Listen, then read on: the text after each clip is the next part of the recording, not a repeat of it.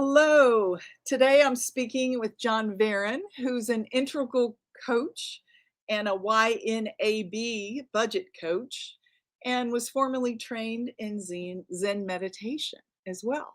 So that's kind of an eclectic mix, kind of 160 degrees or 180-degree difference there, right? So welcome, John. Thank you. And let's Appreciate start it. off with asking you a question like, what moves you to coach people with their personal and small business budgeting?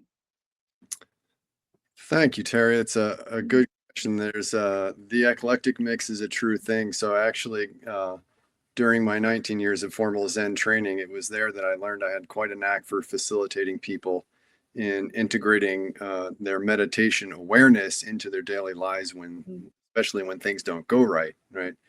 Everybody, we can follow our bliss, but then what happens when, right, the dog chews the furniture or the car has a flat tire just as you're about to go on vacation, right? Where's our meditation at that point? When life gets real. Yeah. Exactly. So from there, that's what led me to pursue training and coaching, which I did with Integral Coaching Canada, which brings integral theory and developmental psychology together to really provide a strong way to support human growth and change and awareness. Mm. And then in my own life, separate from all that, at a point, I dabbled in and out of different ways to manage my budget, and Excel being one of them, of course. And once upon a time, tried this app called YNAB, which is short for You Need a Budget. And tried the app, couldn't figure it out, and gave up. And then some years later, I hit up against a financial challenge, and I'm like, I can't just fudge my way through this or Excel my way through this. I really need to get good at budgeting. I'll try YNAB again. And in that interim, a few people had become self-proclaimed YNAB coaches. Mm. And YNAB Incorporated said, we're losing a lot of business because people like John try the app and they can't figure it out and they quit. So they created a coaching program, and I was in their very first class in the spring of 2022. And working with a coach made it much, much easier to learn because it's not difficult, but it has its own uniqueness that's not common into the general world of accounting. Right, like any good app that's going to help you do something well, there's a learning curve. And working with a coach really, really helped me get it.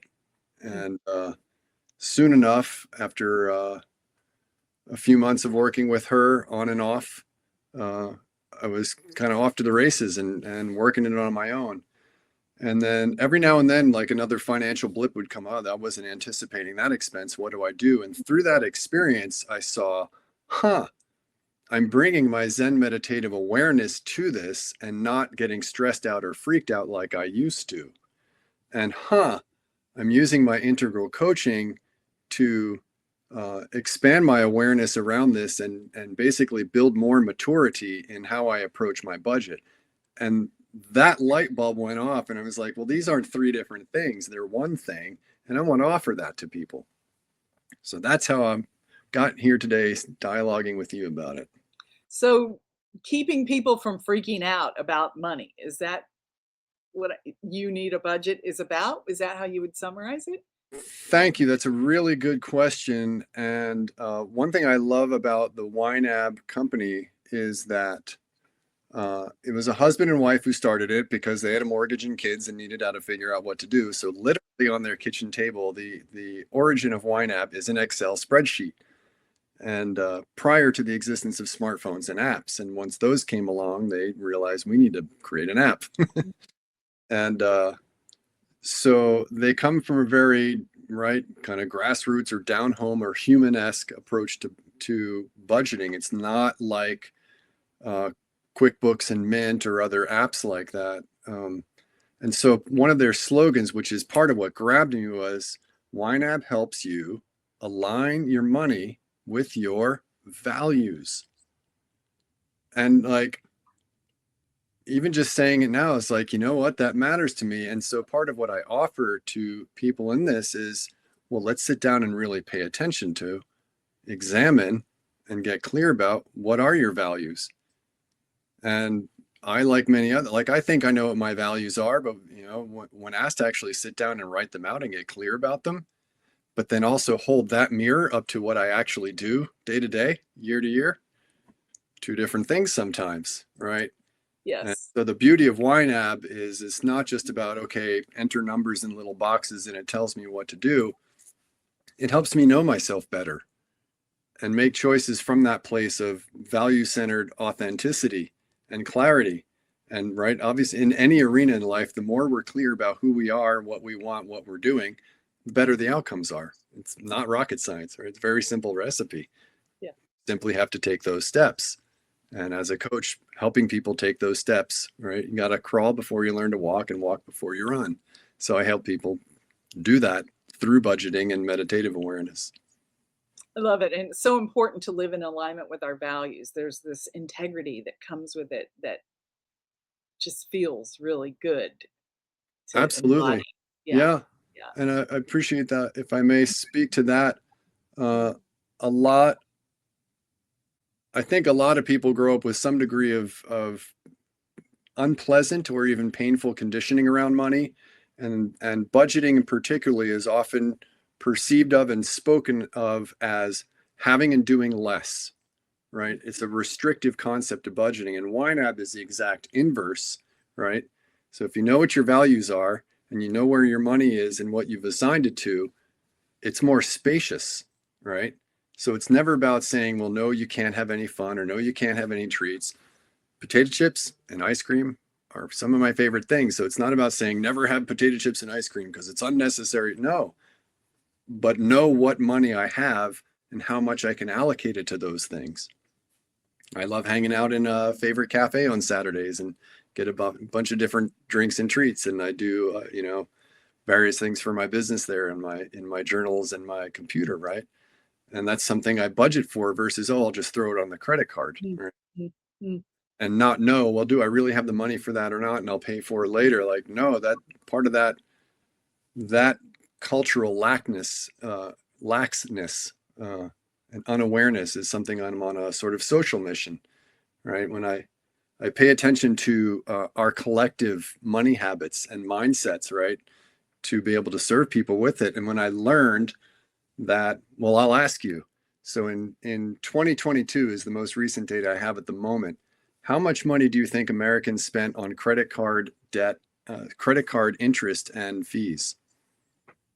A lot, because we're spending more than we make every month, right, as a Sure. general rule. So, How much? yeah, Throw I out a have number. no How much? idea. What's the number? $1 trillion? I Not that much, not but our national debt, because that is no, right. trillions of We dollars, as right? we as citizens spend $120 billion annually on credit card interest and fees.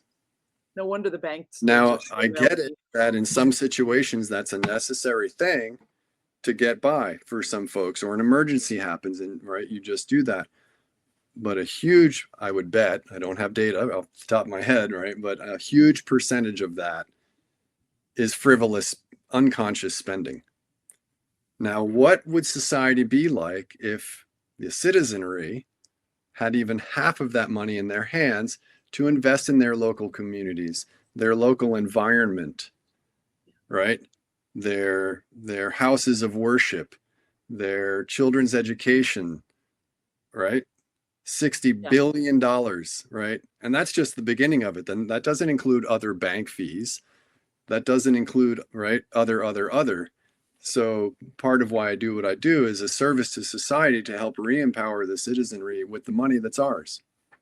beautiful, beautiful, because that money that we're giving on those bank fees, we basically don't get anything for it, right? But the money that I'm hearing you say that the conscious choice of how we're spending our money is creating the world that we want one way or another, right? Absolutely. Yeah. And Yeah. again, it's very simple. Like budgeting, once you learn the app, it's literally like reaching cruising altitude in a plane. It's so simple. Few minutes a day or a few minutes every few days, right? Depending on what your life is, right? Uh, how many transactions you actually need to enter. And by the way, your banks and your cards can link to the YNAB app. So a lot of importing of transactions happens already. So you don't have to enter each individual one over and over and over and over. Uh, but it So it's becomes automated. easy, and that peace of mind, right? Just the app itself, not even mentioning meditation, just the app itself helping me have a clear understanding of where I'm at financially and what's coming and what I need to make decisions about is a huge bit of peace of mind. And in today's like rapid fire, constantly stimulated on the internet life, like one less thing to be thinking about is creates a nice vista for us to apply to other areas of our lives. That's right, that's right. So shifting a little bit, I'm curious, I hear you talk about meditative money, and I'm curious, what is that? Yeah, so as I mentioned before, in my own working into YNAB and learning how to use it experience, it in a sort of hindsight, I recognize, wait a second, I'm bringing real high quality meditative awareness because I've done a lot of practicing to this, and I'm not getting stressed out, concerned, uh, negative stories that come up. Oh, I'm never going to earn enough, right? Or some like we all, and regardless of what people earn, a lot of us have that story, right? And part of what meditative awareness, like truly pure meditative awareness, not simply mindfulness, which is a wonderful, I would say, gateway into the world of really deep, pure awareness meditation. Uh, so imagine just being so still and quiet internally, right? That when something like, how am I ever going to pay for this arises and then triggers a whole bunch of other thoughts and fears, that just comes up and you go, huh, I'm not going to engage with those thoughts or feelings. And just, right, it's not about pushing them away or pushing them down or ignoring them. It's literally having the freedom to choose. I'm not going to go down that route of stress and fear and negative thinking. Just going to make some decisions, plug some money here, plug some money there. Maybe I have to say, well, I'm not going to do that evening out that I planned because I got to cover the flat tire, right? And it's no longer a big deal. And it's not to say that the feelings don't come and we don't feel some stress, but it doesn't get to take us over. And that's the liberating part, right? And you still have conscious choice about where Um, you take that money out for right. that emergency or whatever. Yeah, Yeah, yeah. exactly. So that's how I coach people, right? I'm showing up as a meditation coach and a budget coach and a personal development coach all in one package. Beautiful. You wouldn't think about meditation and money going together Yeah. necessarily, but that Well, and I sounds had like the what you're good doing. yeah, and I had the good fortune, the community I was training in for those 19 years, we really made intentional effort to make retreats available to people, right? Because so many meditation retreats are thousands of dollars, and that Mhm. excludes a lot of people. And so what we would do is simply charge what we had to pay for the room and board for people to be there, right? So that was your entry fee. And so we had that covered, and then ask for donation at the end of the retreat based on the value you felt you received and your ability to pay. And more or less, we were trusting that some people who could pay more would, and those who couldn't pay as much would pay what they could, and it would all work out in the end. And 90% of the time it did. And then we had some benefactors who could help fill the gap. So that's part one. But part two, I learned during my training that traditionally, at least in the Buddhist tradition, is monks weren't allowed to handle money. And I Oh, thought that's the silliest thing I've ever heard. Because if anybody should be handling money, it's the enlightened people, not the greedy, dark-minded people who are often the ones handling the most money, right? And so I want to flip that narrative where like, no, money's not the root of all evil or dark or blah, blah, blah, right? A tool is a tool and money's just a tool. So how do we bring, right? This is meditative money. How do we bring meditative money, a meditative approach to handling, perceiving, valuing, sharing, using money in greater and greater and greater numbers, right? Like how different the world would be if people, when they're pulling out their wallet or their purse or their card or their checkbook, I don't know if anyone still uses checks, but right, their source of money, and they're in a meditative state versus, oh, I have to fill this hole in my soul, or ooh, I want to control this situation or person, or like it's. I think it's time. We're just at a time in society where we have to shift our relationship to money, right? And again, not to demonize money and not to demonize anyone or anything, like, but let's shift because it'll be better for everybody and the planet. mhm, mhm. and use that money that we're paying in interest and fees to better our communities and our lives as Certainly. families and things to get Absolutely. Right. yeah, yeah. So I wanna go back a little bit, and I'm curious how it is that you when you work with people, how you're helping them align their money with their values. Yeah, certainly. Again, as I mentioned towards the beginning, well, let's begin at the beginning. Let's Mm, get clear about what your values are, right? It's very easy to think, oh, jump to the app because the app will solve things. mm, No, before, right? It's like before you get in the car, where are you going? All right. Or before you take a walk, where are you going? Or get on your bicycle, where are you going?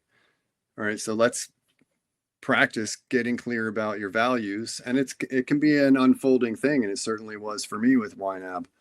And still is the beauty of it. It's like it offers healthy, it simplifies healthy reflection. And am I on course with my values? And certainly we can dive straight into the use of the app at the same time, but those two in conjunction make for a very different experience versus just, the technicality of learning an app. And along the way, we'd also practice meditative awareness, right? So again, this wonderful triad of being clear of who am I and where am I going, and bringing the deeper awareness to illuminate all of that, and then insert the technology and the tools of the app. And that triad makes for just a wonderful, really uplifting and empowering experience. lovely. And I'm thinking that you have a gift for our audience today who are tuning in. Is that Absolutely. true? Anybody who's hearing this today, you can visit my website, which is johnverin.com. So John, V as in Victor, ERIN. Shoot me a message there, mention that you saw this video, and I'll happily spend a free hour with you to explore this triad of meditative awareness and money management and aligning your values to your money. Wow, very generous offer there, John. Thank you for that. And I'm curious, as we wrap this up, um, I don't know about time, but I think as we're wrapping this up, do you have any last words or anything we didn't cover that you would like to share with the audience today? Good question. Thank you. I Mm, mean, whether it's with me or with YNAB or not, uh, absolutely find channels, communities, resources to learn deep awareness and bring that to your interactions with money. That's the most important gift you could give yourself, uh, financially speaking, right? And if you don't budget, find a way to budget, right? Whether it's YNAB or whether it's Excel or a good old fashioned notebook, right? But and explore your values. What are your values and how are you spending your money? And really get clear about that thing. And you might be surprised. Yeah, I ought to have shared general metrics with YNAB is most people save at least $600 within the first few months of use. mm. And Every month? no, sorry, Or within okay. Oh, that uh-huh. time, and then as much as 6,000 within the first year or two. And again, not because you've restricted yourself and denied joy or fun or whatever, but you're just making much more conscious choices about where your money goes and why. And so it just becomes a much more fluid, liberating experience. But yeah, meditate with your money. Meditate when you're managing your money in any way you find that really works, because you deserve to be free of the stress and any negative stories you may have and all that. Any other words of wisdom in the last minute that we have, John?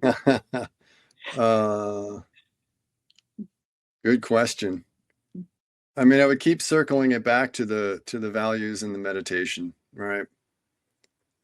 It was said kind of harshly. It might have been Emily Dixon. The unexamined life is not worth living, and I think that's Uh, kind of ouch. Uh, the examined life is much more worth living and mhm, mhm. yummy, right? So understanding your values and referring to them regularly is a wonderful compass that certainly for myself has brought a lot of peace and joy. Well, I hope people take you up on your offer. And again, they can reach you at johnverin.com. Is that right? JOHNVERIN.com. That's right. Okay, great. Well, thank you for joining me today, John. It's been really fun to get to know you better and to be able to hear what it is that you're up to and making these changes in the world. So, thank you for both showing up today on the interview and also for the work that you're doing in the world. I really appreciate you. Thank you much, very, very much, Terry. I really appreciate having spent this time with you and your very thoughtful questions and dialogue and your contribution and the opportunity to help spread meditative money awareness in the world. Great. Thank you, John. Bye bye. Bye bye.